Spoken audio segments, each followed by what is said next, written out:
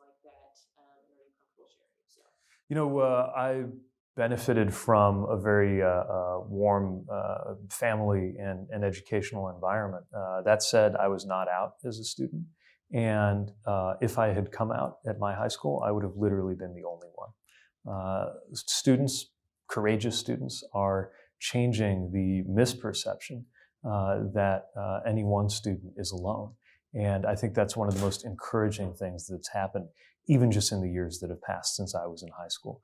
But it is still incredibly difficult. Students who participate on the youth task force that I've assembled in my own city share some of the challenges that they face. And we can't rest until every student is safe from bullying and harassment for any reason at their school and around the school, before and after, in the activities and the communities that they're part of. You mentioned that task force. What is the most effective way for, government to create that culture that you speak of? Well, making sure that youth, including LGBTQ youth, are seen and heard is vitally important. One of the things that changed the hearts and minds of a lot of people in my community when we were advancing a human rights ordinance in 2013, something that had come up for a vote several times before I was mayor and never got through. One of the things that made the biggest difference was students just speaking out and being heard. And I think that's true at a national level too. The moral urgency of students that we're seeing right now, today, for example, in the climate strike, that we've been seeing on the issue of gun safety, and that I think in many cases we're seeing on the issue of bullying, harassment, and LGBTQ rights, is incredibly powerful. I think it motivates those in positions of authority to think differently. And what I'm finding is, even in conservative areas, churches sometimes, and schools that have been slow to realize the importance of supporting every student, the lens of compassion can overcome some of the other instincts that have pulled in the wrong direction and made it harder for these kids to get through their formative years. Do you have some examples or some ideas that public universities should be doing, considering to improve the culture for LGBTQ students? Well, first of all, again, making sure that the students are heard. And so they need to be empowered with formal mechanisms, both to report very severe cases of bullying and harassment, but also just to make sure there's a healthy culture that should be honored in student government practices and processes. It should be honored in the processes that advise the leadership of the university.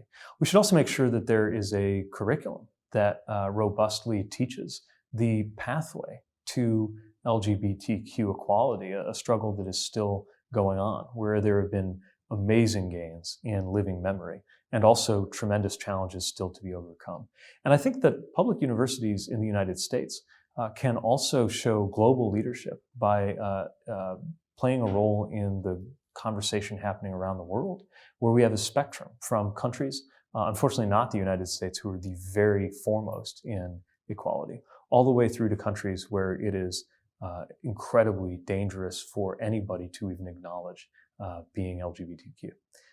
And as this conversation becomes a global one about recognition and about safety, the United States could be playing a role, led in many ways by our academic sector.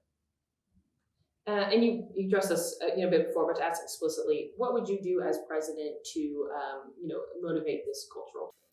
Well, first of all, it's speaking about the importance of accepting every child. We have a problem of belonging in this country, and it is harming many people in many ways, but certainly coming down particularly hard on LGBTQ youth.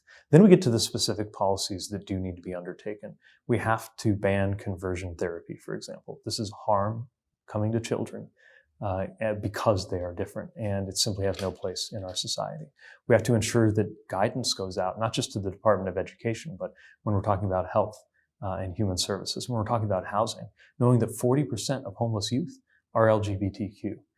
And we need to make sure that, of course, we have measures like the Federal Equality Act, which to me should be the baseline for equality in this country, and ensuring that nobody is discriminated against because of who they are or who they love, because the message that will be sent to young people, as long as that equality doesn't exist professionally, is that they are being educated to go out into a world that doesn't treat them equally.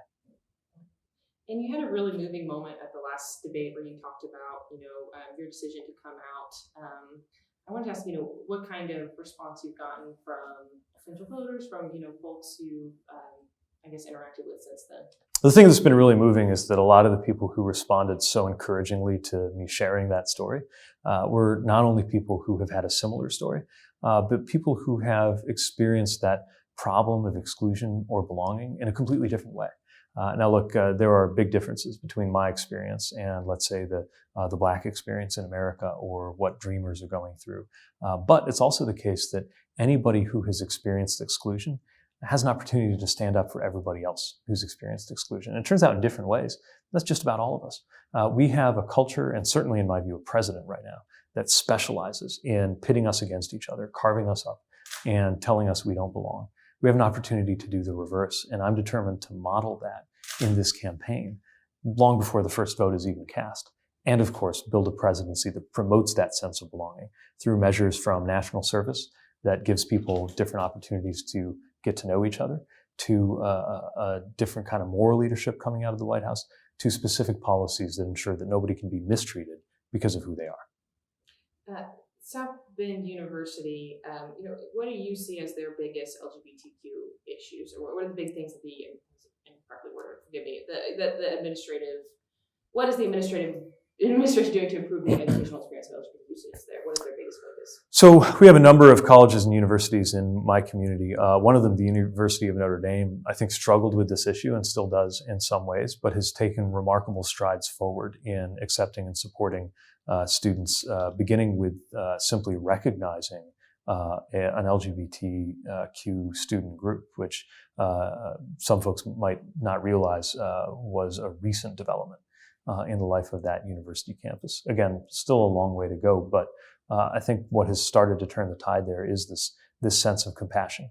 And increasingly, you've seen alumni who are LGBTQ speak up, support one another, support students, and you've got a whole dialogue on the university campus that's tied to a larger dialogue going on in the Catholic Church with figures like Father James Martin creating bridges for the church to be able to be more supportive of its own members. Very different what's going on a public campus like Indiana University South Bend, where we have the benefits of being a public university with those commitments to non-discrimination that can be enforced at the state level. But unfortunately, being in a state like Indiana, we don't have the kind of commitments that we should. Matter of fact, Indiana is one of the places where you can still be fired for who you are. South Bend has legislation against that, which I signed into law, but as a state, we don't. And that's one more example of why we shouldn't leave this up to the states anyway.